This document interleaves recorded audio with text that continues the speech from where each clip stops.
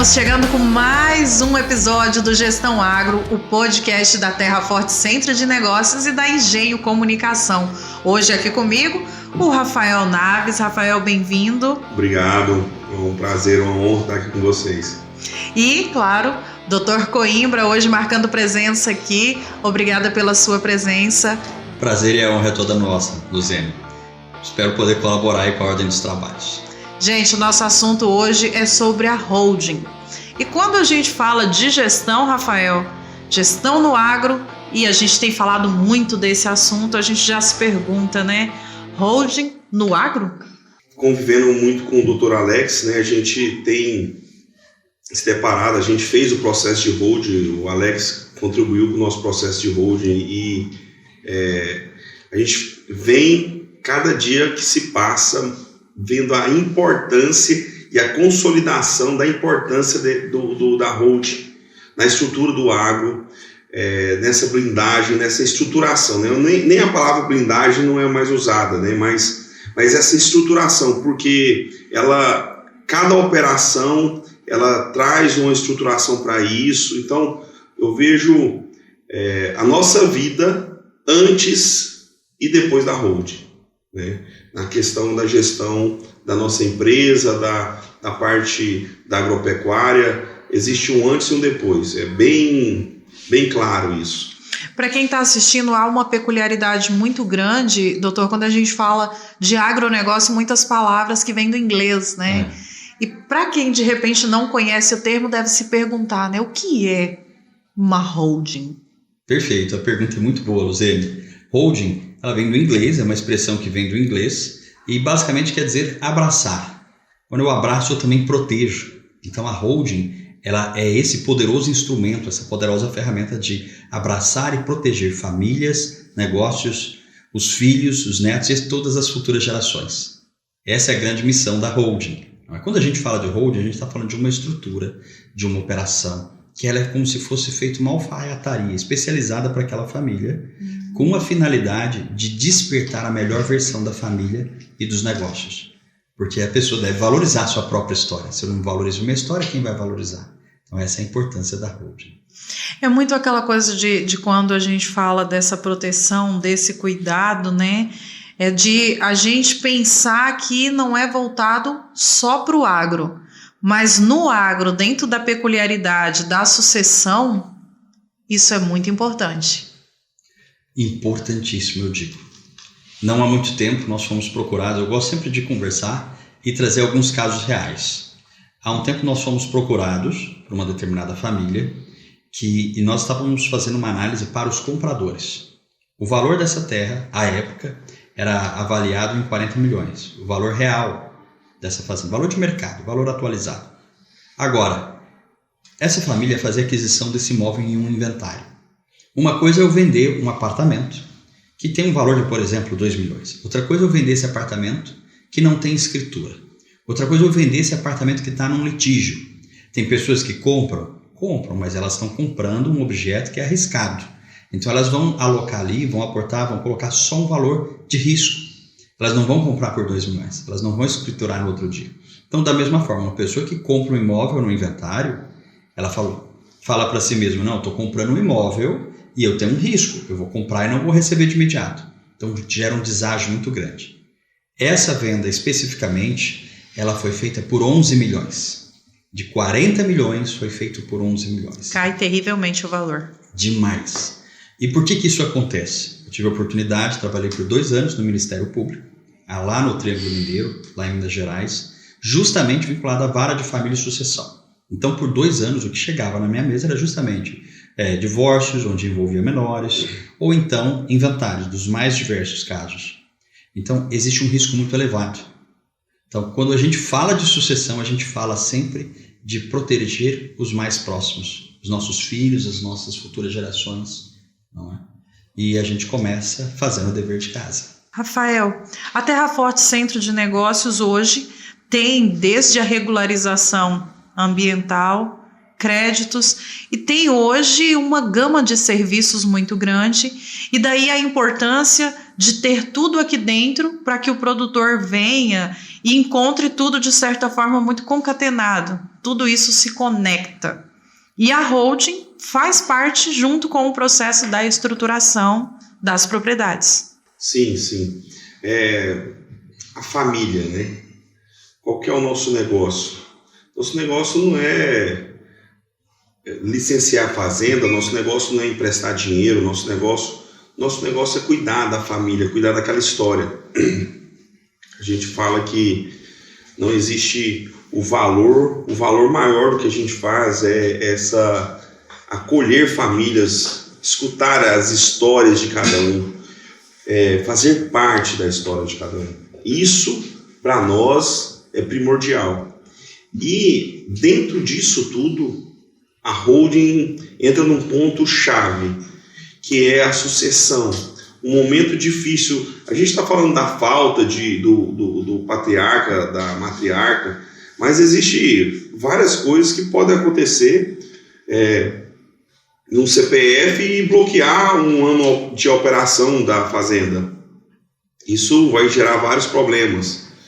Nós temos, não passou com clientes nossos, mas eu já vi vários grupos que quebraram porque estavam operando no CPF. O CPF teve uma restrição, e aí estava dependendo de expor liberação financeira, e aí veio um problema atrás do outro, né? Então a holding é essa estruturação, então não é mais um CPF, aí já se torna uma operação financeira. Os bancos já está bem consolidada a questão da holding, então até a estruturação, até a questão bancária de uma instituição financeira se torna mais harmônico. Então hoje eu não vejo bloqueios mais, eu vejo até tudo propício, tudo contribui. E esse é um ponto-chave. A holding é um ponto-chave na gestão financeira, na fazenda. Então eu não vejo hoje mais você operar via CPF. Acho que não que você não tenha que ter um CPF forte. A gente continua tendo que ter um CPF forte. Mas a operação nossa tem que ser via holding, sem dúvida nenhuma. Até porque por trás do CNPJ são CPFs, né? Exatamente, é aquela coisa, né? Não existe CNPJ forte se não tiver por trás do CNPJ um CPF forte. Isso. Não é? Então, é aquela coisa, às vezes o produtor rural, o pecuarista, o agricultor, o empresário, ele fala assim, poxa, eu quero que meu CNPJ seja forte. Mas não tem como o CNPJ se tornar forte se o CPF não for fortalecido. Sim. Então, é preciso sim ter um CPF forte. E aí existe todo esse ecossistema. Quando a gente fala de um ecossistema, uma estruturação por meio do sistema de holding, a gente está falando nada mais do que isso. É a estruturação de um sistema de holding por meio dos CPFs. Os CPFs eles têm uma importância fundamental. Agora, é interessante essa questão, né? Quando a gente pensa na instituição financeira, porque vamos pensar como se nós fôssemos um banco. É mais fácil fazer a liberação de recursos para um produtor rural ou então para um empresário que ele está operando diretamente no CPF, e o CPF ele é finito. O CNPJ ele não tem fim. Do que fazer uma operação, um empréstimo de recursos financeiros para um CNPJ. A única coisa que tem no CNPJ é uma mudança na administração. Então nós bancos ficamos mais seguros, não é? Tá aí outra importância do sistema de holding. E aí a gente hoje fala muito no agronegócio, cada vez mais quando a gente fala de administração rural, de gestão, a gente tem falado de empresa rural. Sim. Antes a gente falava muito da subsistência, né? Você tinha até essa concepção de que agronegócios são os grandes e que agricultores, pecuaristas seriam subsistência. Sendo que, na verdade, quando a gente fala da propriedade rural, como um todo, deveria ser uma empresa rural. Essa concepção, e ela é muito importante nesse processo de gestão, de holding, e que envolve toda essa estrutura, né, Rafael? Sim, e assim, isso que você colocou é interessante porque essa questão tributária, que a gente precisa enxergar cada detalhe tributário, não é sobre não pagar impostos, de forma alguma. Não pagar impostos é crime, sonegação é crime. Então nós precisamos sim pagar impostos, mas pagar impostos devidos. Então, às vezes, a operação ela pode ser a propriedade, uma holding patrimonial, uma holding de operação, uma holding.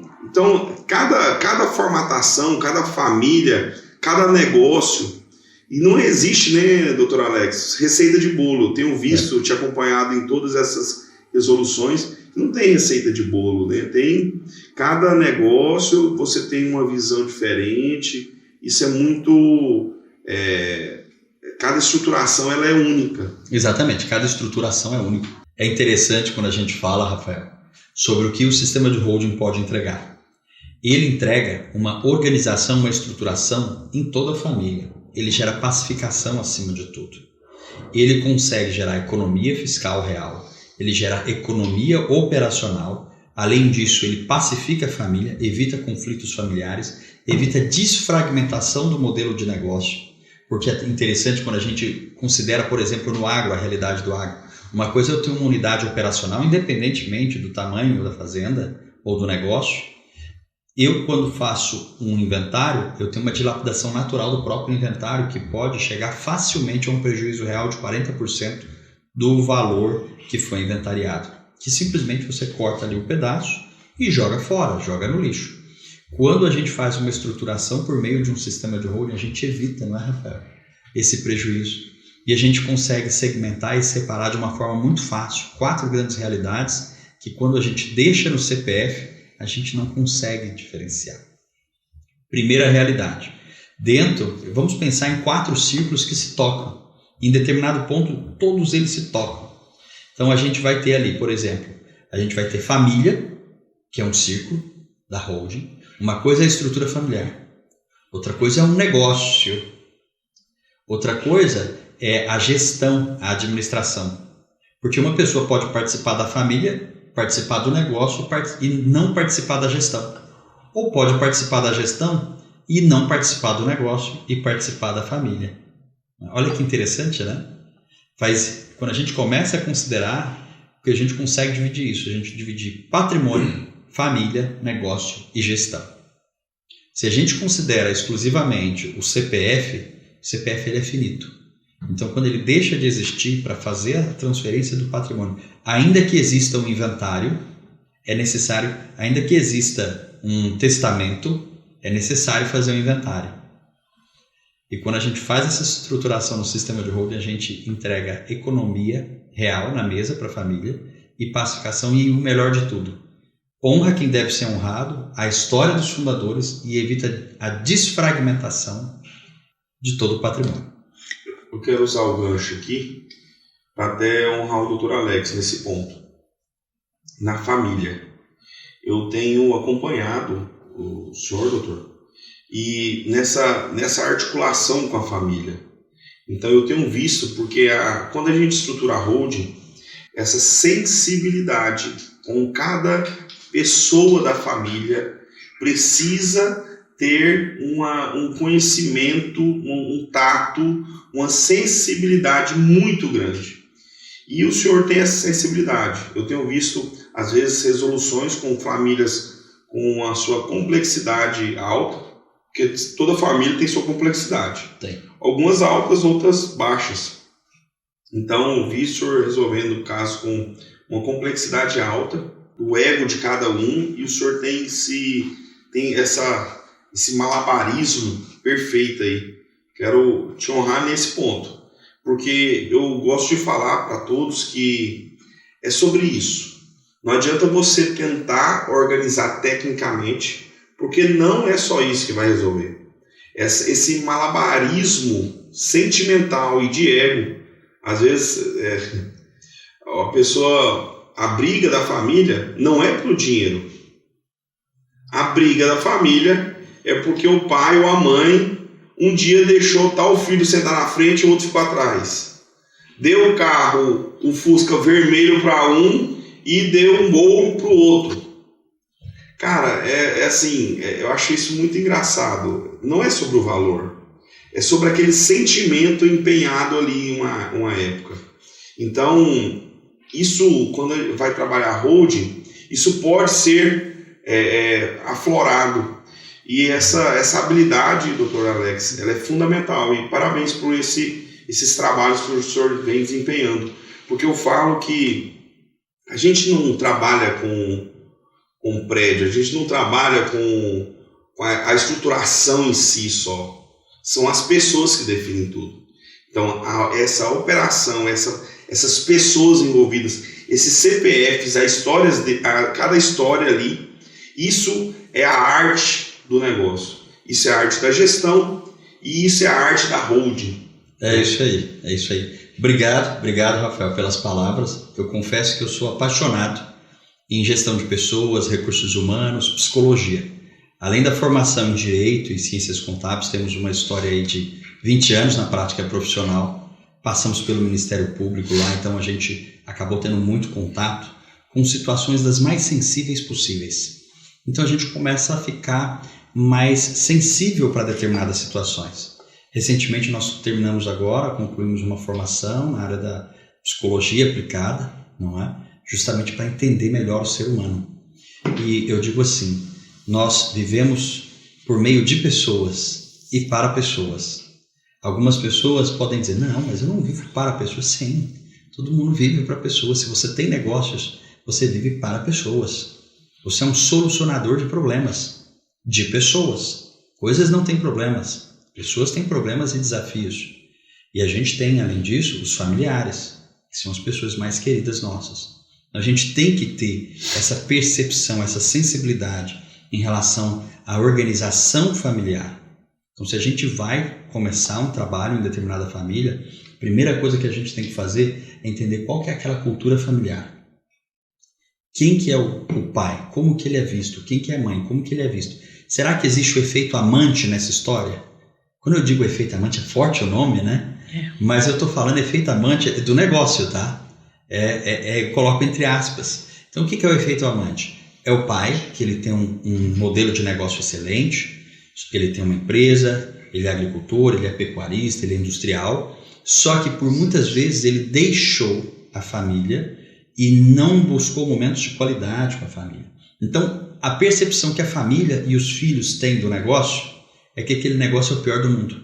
Porque sempre viu o pai, com as razões dele, chegando em casa cansado, nervoso, falando que queria abandonar tudo, que aquilo não dava dinheiro. Então, por que efeito amante? Porque os filhos, eles olham para o pai ou para a mãe, ou a esposa olha para o marido e o marido olha para a esposa e fala assim, poxa, eu perdi meu marido, minha esposa, os meus pais, por uma situação que, pelo visto, esse negócio não é bom. Então é efeito amante. A gente precisa identificar isso.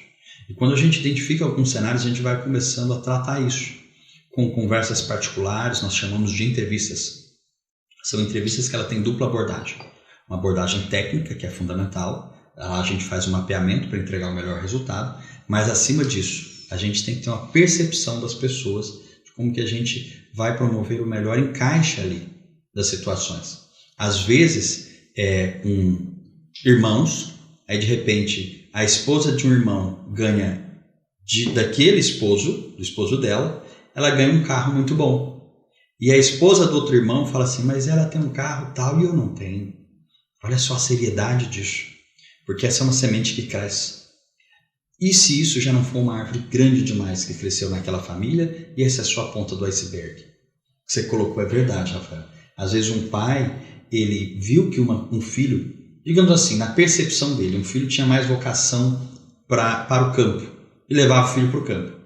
E o outro não tinha tanta vocação para o campo e se dedicava aos estudos.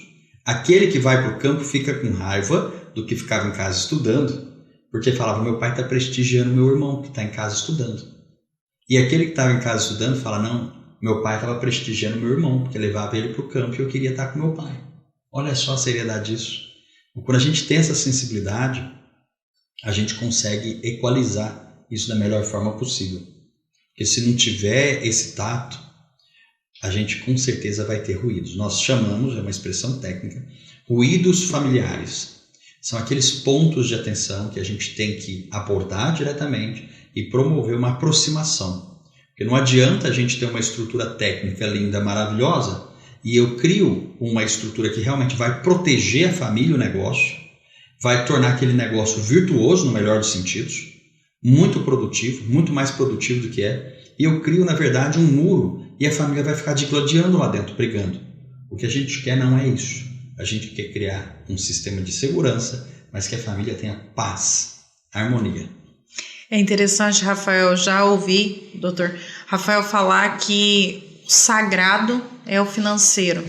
E a gente ouve falar muito também que quando a gente vai falar, por exemplo, de desapego, pensa no dinheiro, porque é algo difícil de lidar em todos os sentidos. E aí você imagina trabalhando isso junto com os sentimentos, que é outro fator chave. É um belo de um desafio. É um grande desafio, né?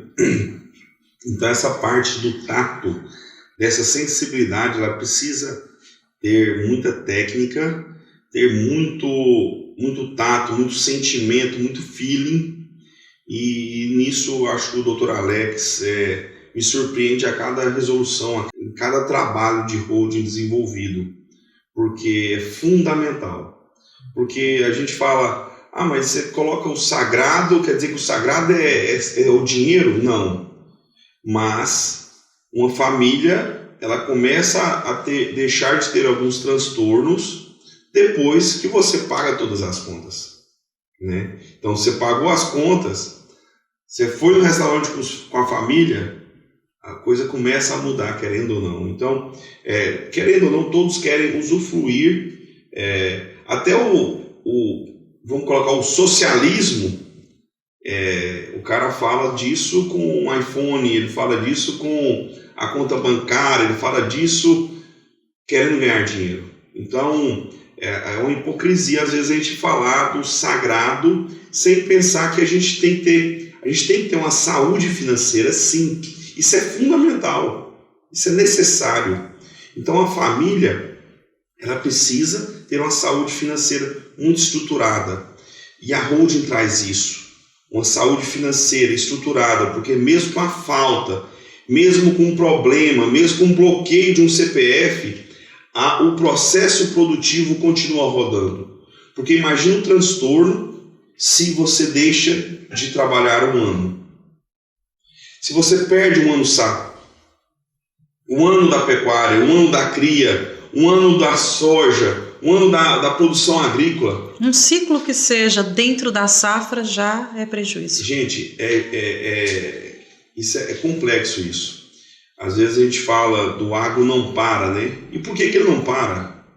Ele não para porque ele é um trem em movimento e não tem como parar esse trem. Não para por causa disso. A operação ela não tem como deixar de trabalhar um ano, porque tem alavancagem financeira, porque as pessoas gostam de produzir, amam isso. Então, é um sentimento, é algo que está pulsante. Então, o agro não para. Então, a gente precisa estar estruturado para qualquer crise, qualquer momento, a gente está preparado para isso. O agro é isso. Quando o Rafael fala de saúde financeira, e aí me vem em mente que muitas vezes, de modo geral, a gente até se coloca assim, né? A gente aprende muito a dizer, eu penso assim, eu ajo assim, mas quando fala-se da questão investimento, é um fator que acho que pode dizer a gente. Isso é gasto, isso é investimento. E muitas vezes é preciso saber muito bem colocar essa situação quando se fala da holding. Porque se eu faço todo esse processo, é um investimento e não um gasto, como as pessoas colocam, né, doutor? Exatamente. É o grande investimento. Eu digo que minha missão, meu propósito é impactar famílias e construir estruturas virtuosas para que chegue a história da família para as futuras gerações. Então não é só uma estrutura técnica, precisa da estrutura técnica, precisa do CNPJ, mas detalhe, não é só um mero CNPJ. Não basta eu colocar no meu carro, por exemplo, o adesivo da Latam, aquela companhia aérea, e achar que meu carro vai sair voando, porque ela não tem mecânica interna e não tem aerodinâmica externa. Eu preciso, antes de mais nada, de criar as condições externas e internas adequadas. Então não basta eu ir lá e colocar o que não é adequado, um holding, ou simplesmente colocar o nome holding em participações, que eu não vou ter esse resultado. Eu preciso de toda uma estruturação personalizada para as necessidades da minha família, considerando aonde eu quero ir, considerando quem vai comigo, considerando qual o caminho que eu quero percorrer, considerando o clima, a cultura familiar, considerando quem vai entrar amanhã ou depois. Isso tem que estar definido previamente. E com solidez. E com solidez acima de tudo. Tem uma expressão que nós utilizamos que nós chamamos de arquitetura societária. Algumas famílias, elas demandam uma estrutura um pouco mais complexa. Às vezes de 4 holdings, 5 holdings, dependendo da finalidade. A gente pode inclusive nomear, só para fins práticos, holding médica, holding rural, holding operacional, a holding de participação, dentre outras inúmeras. Essa holding patrimonial, existe o pessoal chama de célula-cofre, por aí vai. Mas acima de tudo, não são nomes. A gente está criando uma estrutura virtuosa para proteger o que é mais importante para a família, que é a sua própria história. E o patrimônio, na verdade, ele representa a concretização de toda a superação que aquela família teve, todos os desafios, tudo que a família teve que fazer para chegar onde chegou. Então, quando a gente fala da família, eu estou falando dos sucessores. Quando eu falo dos sucessores, eu falo inclusive de esposo e esposa, não somente de filhos. Né? Eu estou falando dos netos, porque o que eu ensino para o meu filho hoje é o que o meu filho vai ensinar para o meu neto e vai para frente. Quando a gente considera a dimensão, os impactos que nossas decisões deixam nas nossas vidas, nas vidas dos esposos, esposas, filhos e netos, a gente começa a ponderar o que é investimento e o que é gasto. Quando a gente vai colocar na ponta do lápis o que a gente pode fazer para entregar o nosso melhor para os nossos filhos e para os nossos netos, a gente começa a pensar na nossa história, nos nossos valores. O que eu posso fazer para deixar os nossos valores para as futuras gerações? E se a gente for entrar um pouco mais agora na matemática financeira, vamos colocar na ponta do lápis. Olha, vamos fazer uma conta? Vamos pensar, um inventário. O CTE, o Código Tributário Estadual daqui, existe uma variação conforme o Estado. Ele tem uma taxação, uma tributação do ITCMD, alguns estados chamam de TCD, depende da sopa de letrinha que a gente quiser escolher. Mas é a mesma coisa, de 8%. Tá? Então, 8%. Se eu falar 8% em cima de 10 milhões, a gente está falando de 800 mil. Se eu estou falando 8% em cima de 100 milhões, a gente está falando 8 milhões. Ok? Porque esse tributo ele é calculado em cima do valor atualizado. É a Secretaria da Fazenda que faz essa conta. Não é autodeclarado, não sou eu que vou lá e digo, não, isso aqui não é 100 milhões, isso aqui é 2 milhões porque está na minha declaração do imposto de renda por 2 milhões porque eu comprei por 2 milhões lá atrás. Não, 100 milhões, eles vão avaliar pelo valor de mercado. Então 8%. Além disso, em um inventário tem honorários advocatícios. Mas eu só pegar um gancho nessa fala sua, doutor, que ela vale 100 milhões ou vale 10 milhões, comprou por 2, mas se vender, né?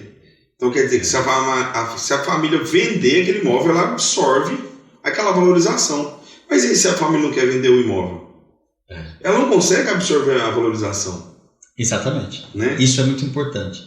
Uma coisa é a família querer vender, outra coisa é a família não querer vender. E sobre isso tem aquele caso, né? Nós conversamos agora por aquele imóvel, era um imóvel único, valor de mercado 40 milhões, a família não queria vender. Mas precisava vender esse único imóvel de 40 milhões para rodar um inventário. A venda forçada dentro do inventário, que por outro lado, pelo lado do comprador, é uma compra arriscada, ele comprou por 11 milhões. Depois de pagar todas as despesas, honorários advocatícios, custas processuais, tributos inerentes, tudo justo, todos justos e devidos, sobrou 5 milhões. 5 herdeiros, 1 milhão para cada herdeiro. Então, se a gente for fazer uma conta rápida, 8% de TCMD. Se a gente for considerar custas processuais, emolumentos cartorários, taxas judiciárias e outras despesas a mais, a gente joga facilmente mais 2%, 10%. Vamos considerar honorários advocatícios, 20%, ok? Mas vamos falar assim, eu acho muito difícil, um profissional muito qualificado ele não vai cobrar isso. Ele não vai cobrar 10%, ele vai cobrar em torno dos seus 20%. Ou mais. Ou mais, dependendo da complexidade, que é uma situação conflituosa da família. Existe uma briga familiar ali muito grande Existe uma briga que já chegou em vias de fato, agressão. Então o profissional ele vai dedicar uma vida inteira, literalmente, para cuidar daquela família. Obviamente, ele vai colocar um valor mais justo em relação a isso. Mas vamos jogar abaixo. A gente colocou tributação, taxas, emolumentos e tudo. Colocamos 10. Com mais 10 de honorários advocatícios, 20. Aí tem a venda forçada, que vai dar um deságio aí. Vamos colocar um deságio de quanto? Vamos considerar um deságio muito baixo. Muito assim, é que não acontece. Porque esse deságio ele acontece se eu quero vender um carro rápido, um apartamento rápido, que a pessoa vai pegar o documento do veículo ou a escritura no outro dia. Um deságio de 20%. A gente já teve um prejuízo de 20%, não é? 40%. Chegou a 40%. Aí tem a tributação de ganho de capital, que é de 15% a 22,5%. Vamos ser bem conservador aqui. Vamos considerar 15%. 40% com mais 15%. 55% já. Exatamente. E aí, vender um imóvel no inventário é uma venda muito difícil. Então, o que eu faço se eu quero vender uma coisa rápida? Eu divulgo para o máximo de pessoas possíveis. Eu vou ter que pagar a corretagem. 5% de corretagem. Então, quanto que vai dar no final de prejuízo? Chegou a 60%, sendo que a gente ainda tem que pensar que quando a palavra inventário, parece assim aquele desenho, quando pisca algo, sabe? Já vem automaticamente um leilão decrescente. É um leilão às avessas, é decrescente, não é quem dá mais, é quem dá menos. Porque quem tem um pouco de experiência em inventário, em aquisição de inventário, sabe que está comprando um risco. Existem riscos que eu não consigo mensurar. Exemplo, eu vou comprar uma determinada fazenda de uma família e aí eu chego para a família, não, nós todos concordamos e está tudo certo. Aí amanhã ou depois vai cair um herdeiro de paraquedas. E às vezes eles não sabiam. Eu quero fazer uma boa leitura disso, tá? Às vezes eles não sabiam. E aí eu fui lá, fiz a compra, fiz o compromisso, efetuei o pagamento e vou entrar numa briga para daqui 5, 10, 15, 20 anos receber uma escritura, se eu receber alguma coisa. Olha só que dor de cabeça. Então, assim, quando a gente fala de um investimento numa estrutura de holding, a gente consegue fazer contas. Dá para fazer, essa conta é muito fácil. Se a gente considerar, por exemplo, um patrimônio de 100 milhões e um prejuízo, vamos jogar baixo.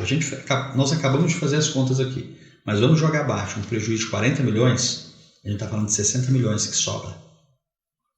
Qual que é o pedágio que eu pago para ter 100% do meu patrimônio? É uma microfração disso aí. É um valor muito pequeno, é um valor ínfimo. Dependendo da complexidade, como uma operação, um procedimento médico, digamos que para fazer uma estruturação dessa, dependendo obviamente de cada situação, tem um valor lá de seus 350 mil reais. Ok, 350 mil, eu preservei quanto? 100 milhões de reais. Ou você prefere perder 40 milhões de reais, 40% do patrimônio, da história, dos valores, da concretização de todos os seus desafios e superações. Sem contar que nesse processo aí, Rafael, a gente percebe que há também um certo suporte na construção, até mesmo na organização do legado que vai se levar, porque você acaba que ao entrar nessa história, em toda essa construção da holding, algumas coisas que podiam até estar desestruturadas, como você muito bem colocou, é um profissional que vem com toda uma carga de informações, de conhecimentos, e que vai, de certa forma, também trabalhar nesse legado e na melhoria até mesmo do afeto desse processo. Eu vejo muito isso, que a gente não quer que ninguém falte, mas todos vamos faltar. Fato. Então, essa é uma consequência. Mas, esquecendo isso, que vai acontecer, nós temos o avanço, a gestão daquele negócio. Então, ele dentro de uma holding, como ele pode ser melhor tributado, como é que essa operação pode ser melhor desenhada para pagar menos impostos. Não é não pagar impostos, é pagar os impostos devidos e não o excesso de impostos, né? Então, ter uma gestão, uma organização. Imagina essa organização deixando claro qual é a função de cada um na família. Então, você concorda comigo que nós estamos falando de uma organização da gestão e nós estamos falando de uma organização familiar também. Porque fica claro que eu estou na operação, então eu tenho que ter uma remuneração sobre ela. Eu não estou na operação, então eu tenho um ganho final do ano, no final de um ciclo. Então, ou eu não estou na gestão, e eu estou na operação, mas eu sou um genro, eu sou entendeu? Alguém que não está na sucessão patrimonial, mas eu estou na gestão. Então eu tenho uma remuneração. Então cada um tem o seu papel claro. Você entende que quando nós temos papéis definidos, o posicionamento claro, e é muito sobre posicionamento claro, a gente consegue gerar menos atrito, gerar menos ruído. Então, isso na família vai melhorar convivência, isso na família vai melhorar tributação, isso na família, no final, a conta, ela fecha e ela se paga. Agora, nós precisamos abrir a porta da nossa casa e permitir que seja tudo construído e analisado e aprimorado e melhorado. Então precisamos estar abertos a essa transformação. Eu vejo que o processo de holding, ele é um processo de transformação, de melhoramento, né, que é uma nova fase. Eu vi isso claro na minha casa, na minha família. Então, o processo da holding, a evolução que foi na clareza da operação, na clareza da sucessão, na clareza da remuneração, na clareza dos papéis. Isso foi maravilhoso. Eu ia até falar, né? Quando você disse a clareza dos papéis, falou, foi no ponto que eu já estava pensando, na clareza das responsabilidades. Porque muitas vezes também fica aquela coisa, um fazendo no papel do outro, e aí você não tem como ter harmonia no ambiente desse jeito se não está cada um no lugar certo e alinhado com a cultura organizacional, né? Alinhado com essa estrutura. Aí tudo se torna muito mais claro. Exatamente, esse é o caminho. Nós costumamos dizer, toda vez que a gente vai dar início a um trabalho com uma família, que nós trabalhamos com uma metodologia única no Brasil, que é a metodologia ARCA. A ARCA, como vocês sabem, ela tem várias camadas e ela está ali para proteger o que é mais sagrado numa família, numa organização, em um determinado grupo. Então a gente só coloca aqui, ali dentro da ARCA o que a gente realmente quer preservar para todos. O que a gente não quer preservar, a gente deixa fora da ARCA. Aquilo que é mais valoroso, a gente coloca dentro da ARCA. Então é exatamente por isso que a gente trabalha dentro do sistema ARCA, dessa metodologia. Uma ARCA é feita em camadas. Ou seja, não é só como a arca, não é só uma camada de ouro. Tem couro, tem madeira, existem outras camadas ali para preparar, para receber aquilo que é mais valioso de uma determinada família. Então, dentro dessa metodologia, a gente também desenvolve esse trabalho e quando a gente fala de sistema de holding, essa estruturação, não é só um CNPJ, não é só um contrato social, não é só um estatuto. Envolve tudo isso.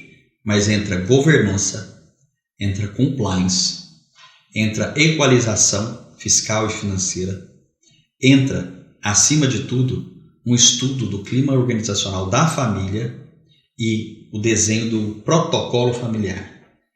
Esse documento é um documento que, se eu pudesse falar assim para todo mundo, faça o protocolo familiar, porque tudo gira em torno dele. É no protocolo familiar que eu faço essa divisão. Essa divisão entre patrimônio, negócio, gestão. É no protocolo familiar que a gente coloca cada coisa no seu lugar. O genro vai participar da gestão? Vai. Pode participar? Tudo bem. O que ele vai fazer especificamente? Por que ele vai participar da gestão? Ele provou que ele pode somar nisso aqui? Provou. Então tá ótimo. Ele vai participar, ele vai ter indicadores, ele tem prestação de contas. Amanhã depois chega uma nora. Nora vai participar? Ela também atende? Ela está disposta? Tá. Então tudo bem, então ela vai participar. Aí tem um outro filho, uma outra pessoa que está chegando, e chega um outro genro. E aí, como é que faz? Vai participar? Ele está apto ou a gente quer utilizar a estrutura da família como um cabide de emprego? Não, né? Então, onde que a gente vai colocar isso? No protocolo familiar. É lá que a gente vai colocar, inclusive, que existem alguns fundadores que eles confiam na família, tá? Só que eles falam assim, se eu tiver algum problema de saúde, eu quero que esteja lá no protocolo familiar e todo mundo é obrigado a seguir que, num problema de saúde, todos os recursos do nosso sistema, das empresas, dos negócios, vão ser direcionados para o meu tratamento, para o tratamento da minha esposa. Olha só. Então a gente começa a entrar em alguns assuntos que dizem respeito diretamente à organização da família, que eu não posso colocar, eu até posso, mas não é conveniente, né? É indiscreto, colocar isso num contrato social, num estatuto, num acordo de sócio ou num acordo de acionistas. Então onde que eu coloco isso? No protocolo familiar. Né? Doutor, e quem toma essas decisões é o fundador? Olha só, que essa pergunta é muito boa, tá? Na verdade funciona assim, a princípio é o fundador. O fundador e ou a fundadora. São aquelas pessoas que vão fazer a integralização. Geralmente quando nos procuram, eu sempre procuro entender como que funciona o clima daquela família. Como que é a cultura familiar. Então às vezes é o fundador mesmo que vai decidir tudo. Não, às vezes é o fundador e a fundadora. Então eles já chegam, da forma que eles chegam, com essa cultura familiar a gente respeita. Agora, existem muitos fundadores que chegam e falam assim, olha, eu sou muito centralizador, eu concentro tudo nas minhas mãos. Só que eu quero começar a passar esse bastão para o meu filho. Tudo bem, você sabe que passar bastão, a primeira coisa que eu falo, não é simplesmente entregar nas mãos. Passar o bastão, antes de mais nada, é correr a corrida juntos, ombro a ombro, para o filho entender como que funciona o processo de sucessão, como que funciona a operação, como que funcionam os negócios. Só entrega quando a coisa já estiver alinhada, né? Só entrega quando estiver alinhado. Então eu vou treinando o meu filho, os meus sucessores, eles vão correndo comigo ombro a ombro, e nessa corrida eu resolvo, um dia eu vou fazer uma viagem, eu vou ficar um mês fora. Eu falo, filho, toma conta aí. E eu de longe vou observando tudo. Olha, meu filho, não é assim, é assado, é desse jeito que a gente faz. Dentro da nossa metodologia, nós também temos outra metodologia exclusiva que ela permite com que o fundador ele passe de uma forma muito vivencial o processo decisório estratégico para os filhos. Então dá para fazer isso tranquilamente. Mas isso tem que ser feito na prática. Eu sempre gosto de colocar assim. Existe toda uma documentação que precisa ser feita para lastrear, para fundamentar isso aí, mas isso tem que ser feito na prática. Quando a gente faz na prática, faz toda a diferença. Rafael, você já consegue hoje, você disse que passaram, né, pela experiência da holding, e você já consegue hoje imaginar como que é essa experiência para você daqui a alguns anos com seus filhos? Claro que eles já vivenciam o seu dia a dia, mas ainda estão muito pequenos, né, para esse momento sucessório já se pensar. Na verdade, não, né? Uma empresa, ela precisa ser desenhada para ser sucedida, para ser vendida ou para quebrar. Então nós não queremos que ela quebre. E talvez a gente possa ou deixar que nossa família tenha uma sucessão ou que ela seja vendida. Enquanto não existe uma boa proposta, nós precisamos construir sim e ver uma sucessão. Às vezes até antes de ter os filhos. E você vai construindo a modelagem disso. Meu filho mais velho, meu primogênito, Davi, ele está com 5 anos. Mas eu, com meu pai e minha mãe, eu comecei a trabalhar aos 7 anos de idade. Eu já vendia coisas na rua, vendia alface, vendia queijo, geladinha. Então eu já tinha minhas atividades e eu acho isso muito importante. Vejo pessoas fazendo esse trabalho e eu acho isso fundamental. E eu quero fazer isso com meu filho. Então, eu até estou falando com o Davi, ele está doido para vir trabalhar, né? Então, 2024 eu quero que ele comece a trabalhar na Terra Forte. Vivenciar. Vivenciar isso. Ele já vai na fazenda com meu pai. Eu quero que ele já venha aqui e fala, pai, eu quero trabalhar com o senhor. Isso precisa, ao chegar em casa, você precisa estar nessa energia. Eu Eu tive um ambiente aqui, chego lá feliz, hoje eu fui trabalhar, estou indo trabalhar. Então eu saio empolgado, volto empolgado, porque o trabalho tem que ser isso. O filho já absorve esse desafio, não como um martírio, mas como um desafio, algo que a gente precise fazer, que a gente é desafiado, né, com aquela empolgação, né? Então eu demonstro isso. Então eu quero trazer o Davi para dentro, daqui a pouco a Maria Clara, daqui a pouco a Maria Luísa, e minha esposa está grávida também, daqui a pouco o quarto filho, o quinto, e quantos Deus permitir.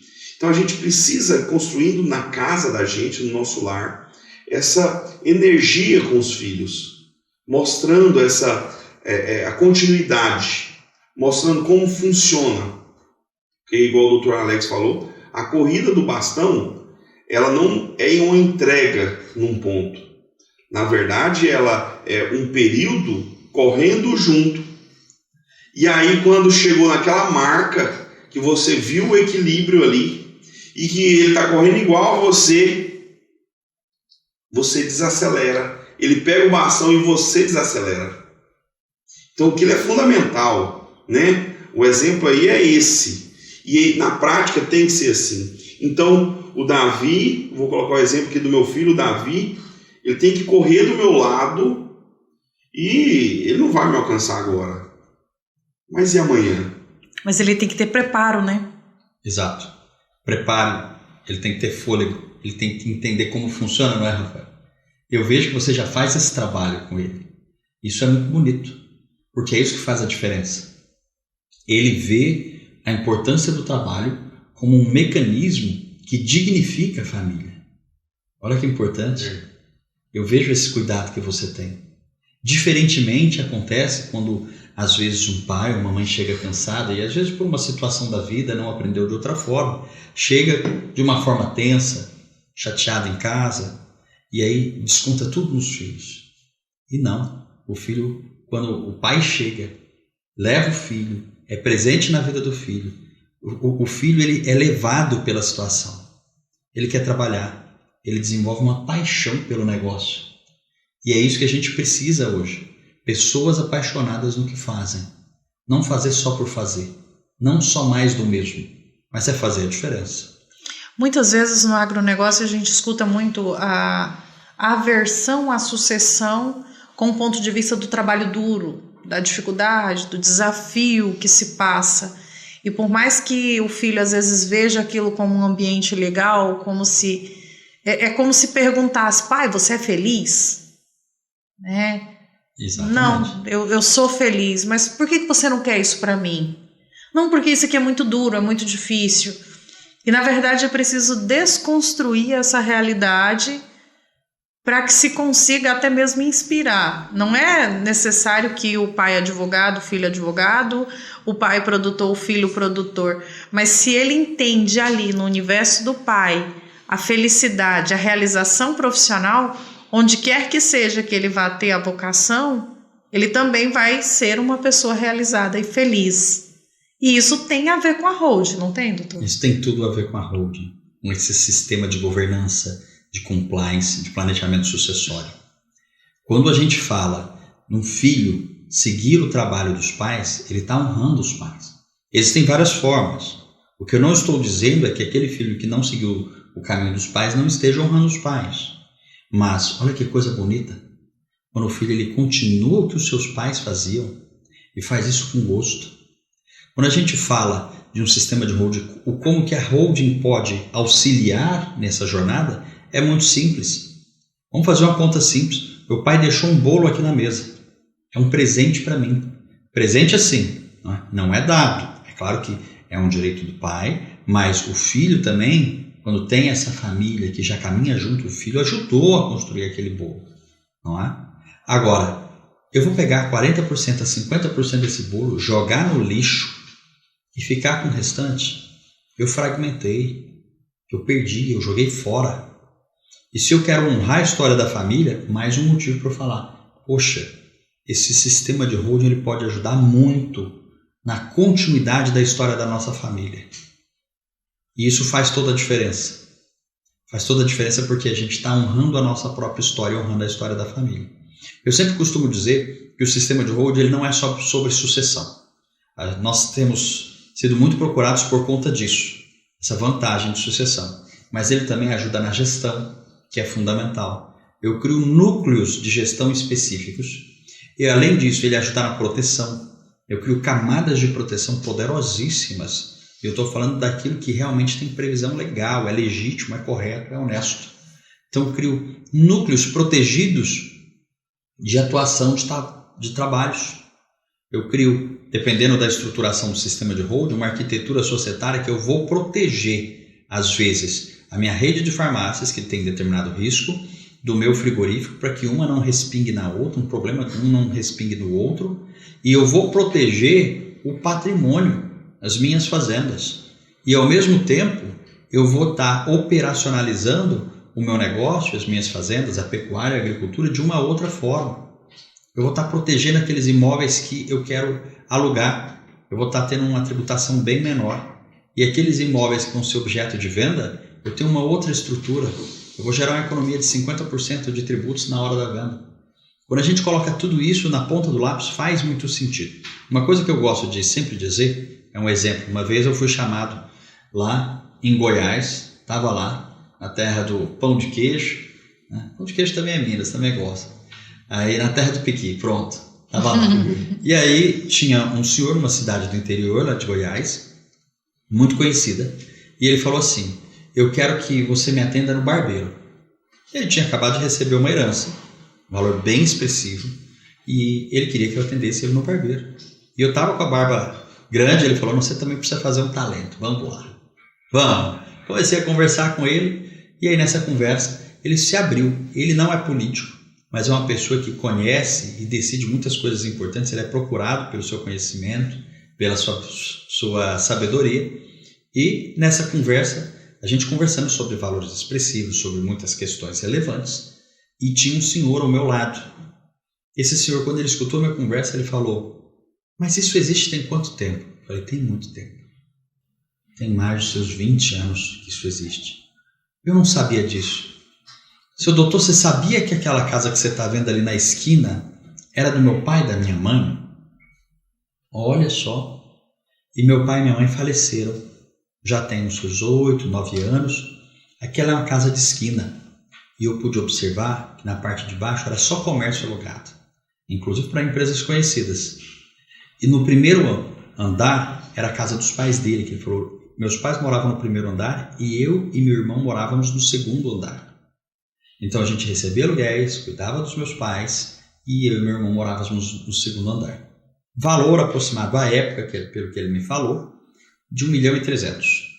Ok, o pai e a mãe dele viajaram por uma infelicidade, uma situação do destino, vieram falecer.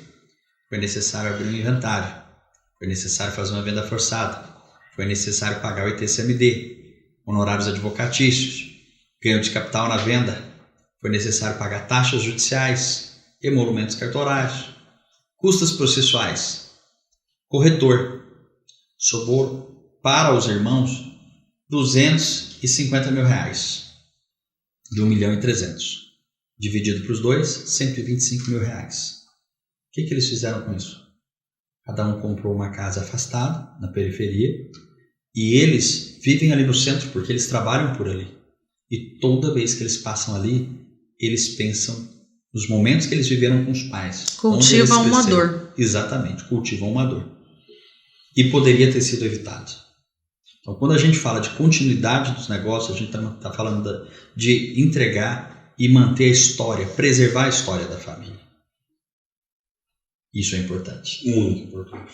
Um belo de uma história que mexe, hein, Rafael? Que deixa a gente assim, né? Reflexivo. Nossa, eu senti essa dor, né? Assim, você falando, eu senti ela. Graças a Deus, a nossa realidade está sendo diferente, né? Nós fizemos a hold, mas eu vi, a gente que anda pelas fazendas, gosta de histórias de pessoas e histórias de sucesso, histórias de dor que a gente aprende. E essa história que você trouxe, a gente aprende com ela, né? A gente sente toma o lado do outro. Então, nós temos a certeza. A gente tem o hoje, tem o agora. Então a gente precisa tomar decisões. A gente precisa se posicionar. E a cada dia se posicionar da melhor forma, né? E eu vejo a Hold um grande posicionamento, porque às vezes a gente pensa que deixa para amanhã, deixa para depois. Mas a gente precisa se posicionar agora, que amanhã só chega amanhã, né? E tomar essa iniciativa às vezes parece ser, em algumas situações, chamar para tomadas de decisão e para conversas difíceis. Sim. Porque quando a gente fala de holding, quando a gente fala de evitar um testamento, é muito em falar, como você disse, a gente sabe que um dia a gente vai morrer, mas é uma conversa difícil.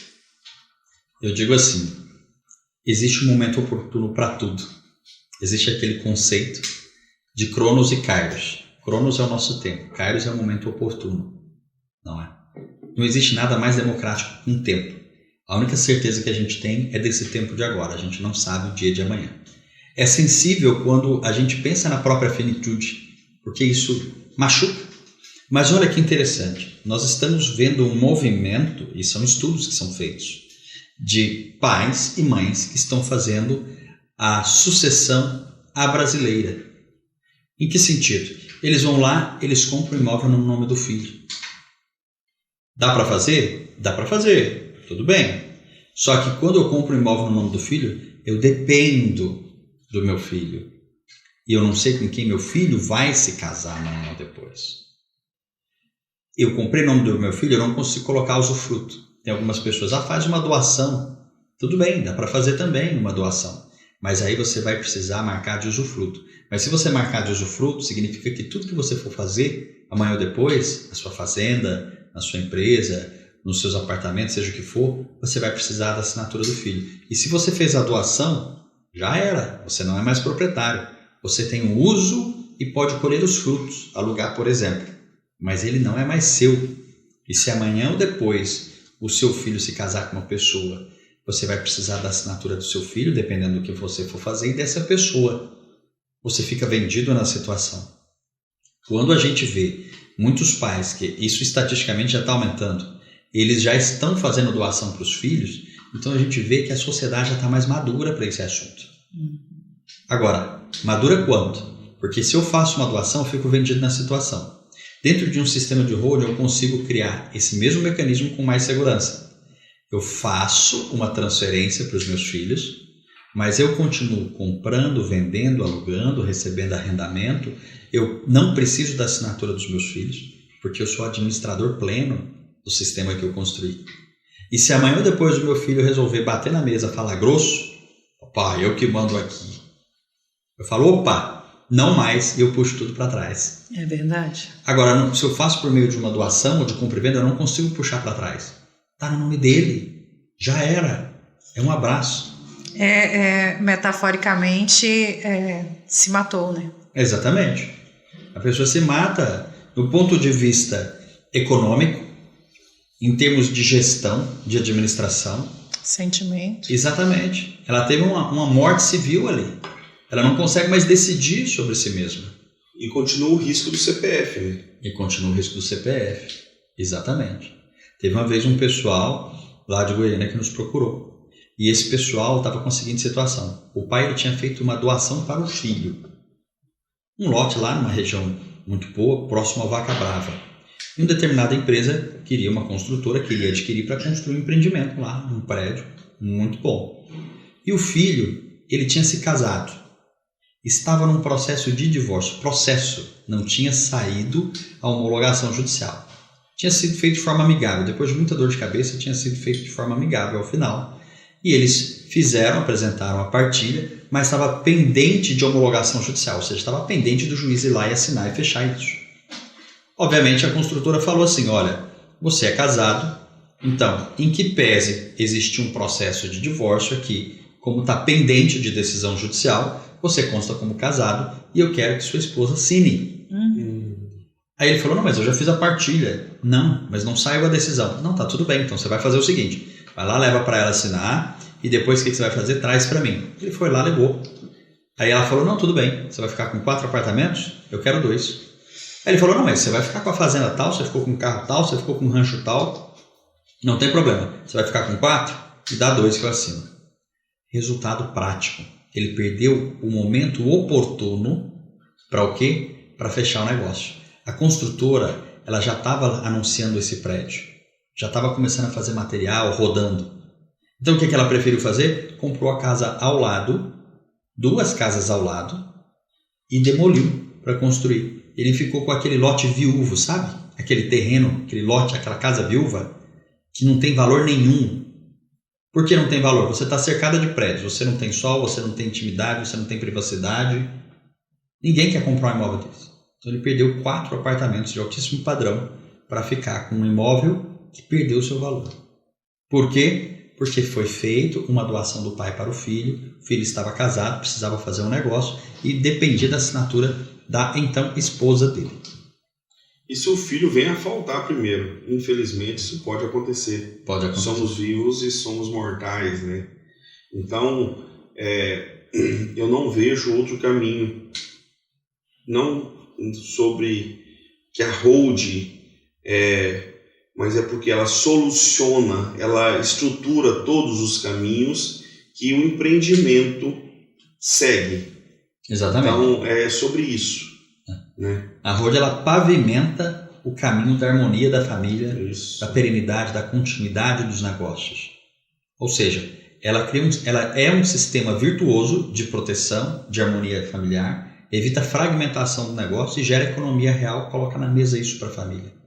Não é? E aí, Rafael, vem um ponto crucial com um profissional que tenha o conhecimento. Porque, como muito bem o doutor colocou, se eu faço a doação, não, eu vou adiantar o processo. Se eu faço um contrato de gaveta. Então, existem estratégias, caminhos tortos de se chegar mais rápido e que vai levar para o prejuízo. Então, é muito importante esse conselho, essa consultoria, construir isso com um profissional que, de fato, tenha o conhecimento. Olha, chegou o meu conhecimento há um tempo atrás, conversando entre amigos. Eu estava em Minas e chegou um produtor rural lá e ele falou assim, não, eu já fiz toda a doação do meu patrimônio para os meus filhos. Você fez por doação? Foi. Quanto você pagou de TCMD? 3.200.000. Porque o imposto de transmissão causa mortes e doação. No caso, DEI de doação. Tem ênfase no DEI de doação. Ele pagou 3.200.000. Ele poderia ter pago 10% disso para fazer o mesmo processo por meio de um sistema de holding. Ele jogou quanto fora? Olha só. O que ele poderia ter feito com essa diferença? E lembrando que o filho dele continua tendo que fazer a holding. Exatamente. Então, quando você cria um CNPJ e estrutura essa operação, você começa, dali para frente, é algo mais harmônico para ser construído. Então, eu vejo essa tomada de decisão muito importante. Eu vejo esse posicionamento. Eu gosto muito dessa palavra quando se fala de holding. É um posicionamento que a gente precisa colocar. Talvez tenha algumas coisas, às vezes um filho fora do casamento, alguma coisa que a gente precisa, uma hora ou outra vai acontecer e é melhor que aconteça essa discussão com você ali.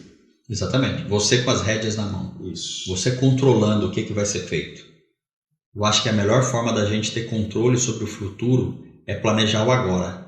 Se eu planejo agora, eu tenho controle sobre o futuro.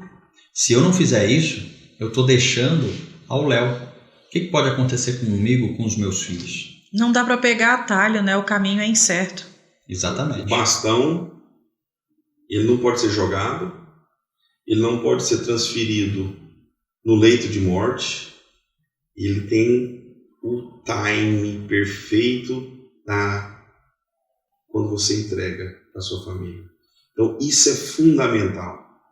Então, esse bastão não é uma dinamite que você joga lá no meio e todo mundo sai correndo. Que pode ser isso também, tipo né? batata quente. Não, pega ele não. Não E quero. aí quem que pega a batata quente quando ela...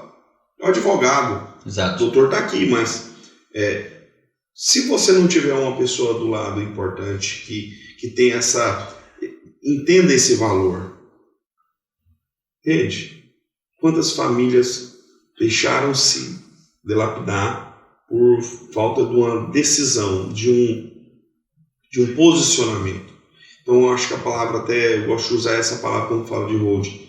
Se posicione, e a hora é agora. Com certeza, a hora é agora. Não adianta chorar pelo leite derramado. Outro dia, nós estávamos conversando com um cliente nosso, e ele é promotor de justiça, e a gente estava conversando de um caso que se tornou bem conhecido em determinada região, que uma família tinha um determinado imóvel e recebia um arrendamento desse imóvel. Esse imóvel estava no inventário. Qual foi o problema que aconteceu? Sem conhecimento da família, esse imóvel estava sendo objeto de negociação, de venda no inventário. Olha a seriedade disso, a família não tinha conhecimento. Ela ia perder sua única fonte de renda. O valor ali, segundo a negociação, estava sendo feita em torno de 40 mil o alqueire, quando na verdade na região é avaliado já em 480 mil. Olha só a seriedade disso. E depois que fosse feita uma compra e venda, depois que fosse feita a escritura, a transferência, como que a família corre atrás disso? É muito sério. Então a hora é agora. Eu digo sempre, se você quer economizar, se você quer que sua história seja honrada, você tem que se posicionar. E para se posicionar, você tem que mover na direção que você quer. A gente tem que ser a mudança que a gente quer ver no mundo. Não adianta eu querer uma mudança e eu não me movo naquela direção. Então eu tenho que ser aquela pessoa que eu preciso ser para fazer a diferença na minha vida, nos meus negócios, na minha família. Sempre tem que ser assim. E o legado é muito importante. Você tem que deixar esse legado. E legado desestruturado não tem valor, né, Rafael? De forma alguma, né? A gente vê aí infelizmente, a gente vê vários cenários, várias histórias que não terminaram bem. Essa que o Dr. Alex falou, eu senti, assim, quando foi falando, eu senti a dor deles, né, desses irmãos, né? Então, quantas histórias poderiam ser mudadas? Então é sobre isso, a gente buscar esse posicionamento.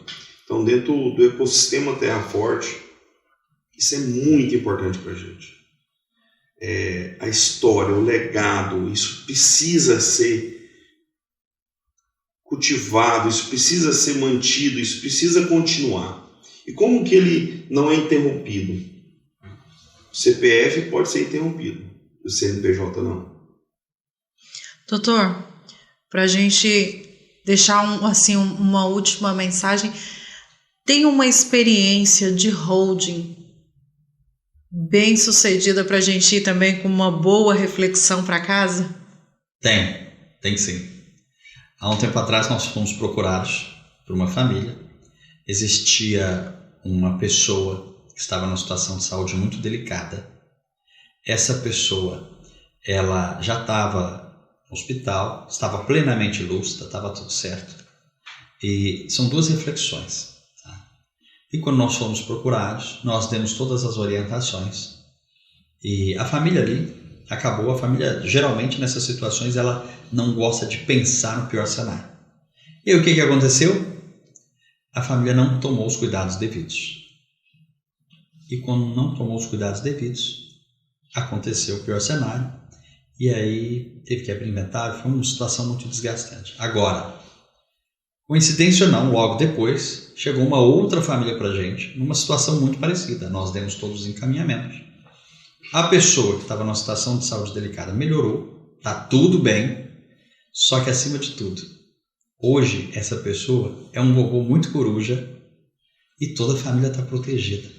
Resguardou a história da sua própria família, fez a diferença para os seus, preservou o seu negócio, preservou os postos de trabalho. E digo mais, essa pessoa diz assim, essa pessoa costuma falar, a minha missão é alimentar o mundo. Então ela continua alimentando o mundo. Aí sim, Rafael. Acho que essa é sobre isso, né? A perenidade, continuidade e a história, esse legado, né? Isso é profundo, isso é forte. E a gente que é do agro, isso é muito pulsante na gente, né? Essas histórias marcantes. Então, a holding, essa estruturação, ela é isso. Ela ajuda nessa, e ela contribui, e ela faz parte, e ela faz com que isso perpetue. A gente precisa se posicionar. Então, a holding é essa jornada, né? De gestão, de família, de história, de legado, de harmonia familiar. Hoje é isso. Para quem chegou e viu a gente falar sobre holding, pensou assim, olha, vai ser um episódio hoje burocrático. Você percebeu que é bem diferente, não é? Então a informação é isso. Ela muda até mesmo o contexto com que a gente vê o assunto. Ela muda o nosso preconceito sobre aquela situação. E aqui hoje eu acho que você que está nos acompanhando nesse episódio percebeu que holding é muito mais do que financeiro. É uma estruturação, mexe com afeto, mexe com família e deixa um legado. E é essa mensagem que a gente deixa hoje do Gestão Agro. Agradecendo a sua presença, Dr. Alex Coimbra. Obrigado. Rafael, muito obrigada mais uma vez. Tamo junto. Gratidão.